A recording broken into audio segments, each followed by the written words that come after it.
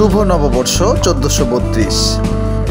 এই নববর্ষকে ঘিরে যেন আনন্দমুখর একটি পরিবেশের সৃষ্টি হয়েছে টিএমএসএস কর্তৃক পরিচালিত তিনটি প্রতিষ্ঠান টিসি, জিএফএনআই অ্যান্ড টিএফএমসিএস। সবাইকে স্বাগত জানাচ্ছি এই ক্যাম্পাস চত্বরে।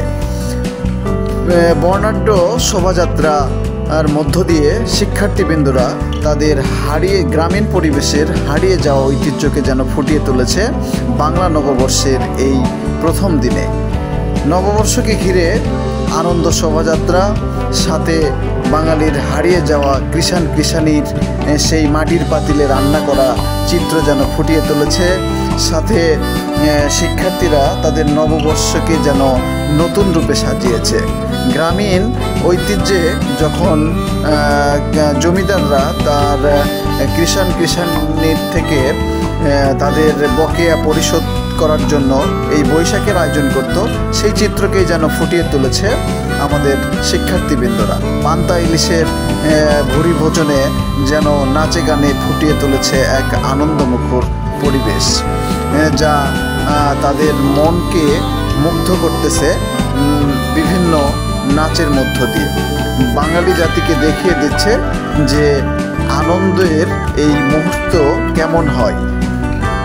ঠিক যেন এই বর্ষকে তারা নতুন রূপে সাজিয়েছে, নতুন রূপে আগমন করতেছে বাঙালির এই নবীন বর্ষকে।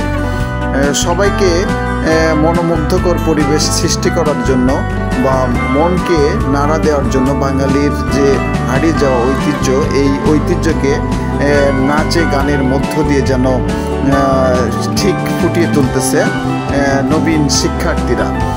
এই শিক্ষার্থীদের মধ্য দিয়ে বাঙালি জাতি তার জাতি, বর্ণ, ধর্ম সব ভুলে এক আনন্দমুখর পরিবেশ সৃষ্টি করার মধ্য দিয়ে ফুটিয়ে তুলতেছে যে নতুন কোনো কিছুকে পাওয়ার স্বাদ যেন ফুরোতেই চায় না। বাঙালি জাতি তার নববর্ষকে ঘিরে বিভিন্ন কালচারাল প্রোগ্রাম বা বাঙালির যে হারিয়ে যাওয়া ঐতিহ্য, এগুলো ফুটিয়ে তোলে। কিভাবে ফুটিয়ে তোলে?